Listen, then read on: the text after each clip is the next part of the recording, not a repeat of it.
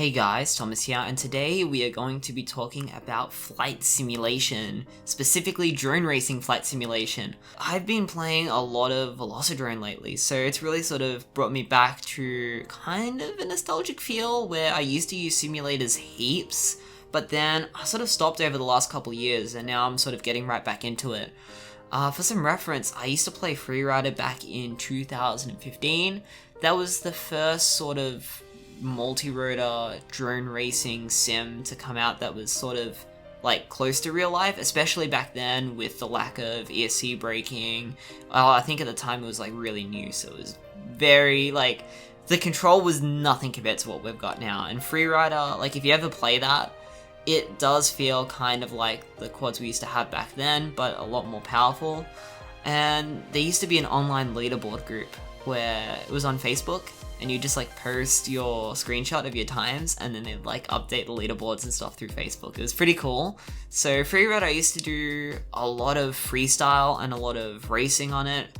It was just a lot of fun, to be honest, just sort of going on there, smashing out some cool lap times to the music, and then, you know, having a ball on the different maps and just sort of exploring them. Because the quad feel was so different back then, this was a really handy tool for getting used to doing maneuvers that you couldn't practice in real life. Well, you could practice them in real life, but you'd be risking your drone. So for me, I learned how to roll at low altitude in the simulator, and I think I even learned how to do inverted yaw spins on Freerider. So that really did teach me a lot, even though it didn't feel quite like real life. It still gave me all the muscle memory that I needed to transition that to real life. Not long after Freerider's release, I played Hot Props for a little bit. I would say that was a more accurate flight model. However, there were a ton of bugs, and I don't think they ever really got fixed up. I'm pretty sure the development crew just sort of stopped developing it as Liftoff came out. So yeah, with that, Liftoff came out in around 2016, and that was sort of when I stopped using the simulator as much. I think at that point I started focusing on flying more in real life, and so when I was at home I was focusing more on homework and things like that. At that point, I sort of started going off the sims. I'm pretty sure I learned a few other cool maneuvers in Liftoff, and I used to have a lot of fun just exploring the maps, and they had like a ghost mode, so I would like fly through a race gate, do like a random path around the open area, and then go through the finish gate, and then I'd have a ghost to chase, and I would just practice chasing and stuff in Liftoff. That was a lot of fun. I also used to play Liftoff a lot with my school friends, so a couple of my school friends have Liftoff, and it was really fun smashing out some lap times with them, and I still do that sometimes, even now. From there, we went to the DRL sim, and at the time in 2016, DRL sim was actually free, and I really enjoyed the leaderboard system on that. Night Fury at the time was absolutely rocking it on the sims, setting lap records left, right, and center. So it was a lot of fun to chase his times down and sort of have a bit of a lap time battle back and forth with him.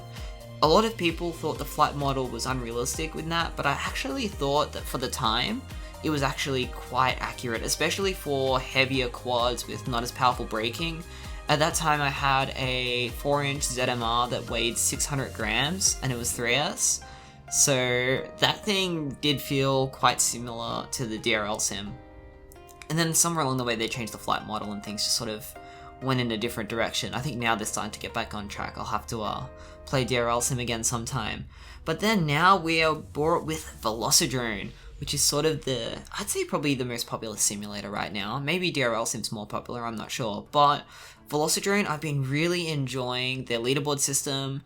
Because of all the maps that people develop, they make some amazing maps. Actually, I think all the sims have some really incredible maps, but obviously Velocidrone's got some of the bigger leagues and stuff going on, so it's really fun to set some lap times. I've been really enjoying trying to be more competitive on the time attack style things.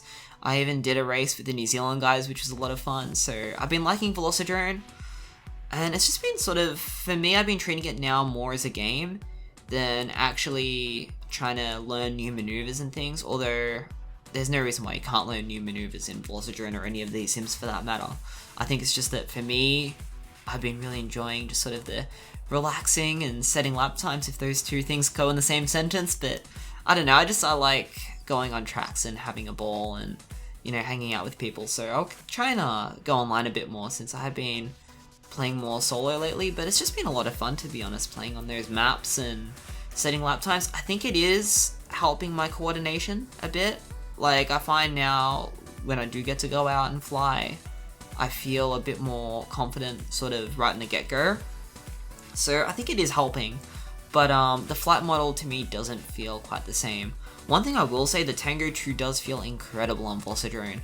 I'm not sure what the deal is, if there's some software fanciness going on, but it feels like extra low latency. I'd love to try my Futaba on the PC and see how that goes, but my USB port's actually blocked, so I can't really play with that and see how it goes.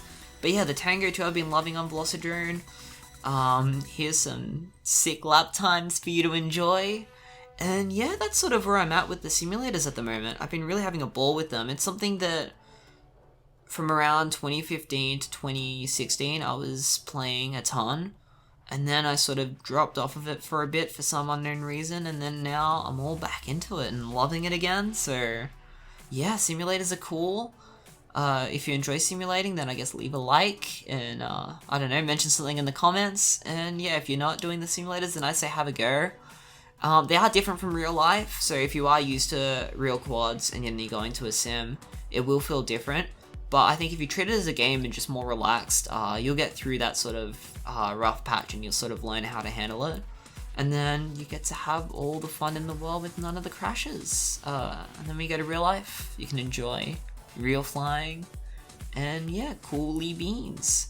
So I hope you enjoyed this video, and I'll catch you in the next one. See ya!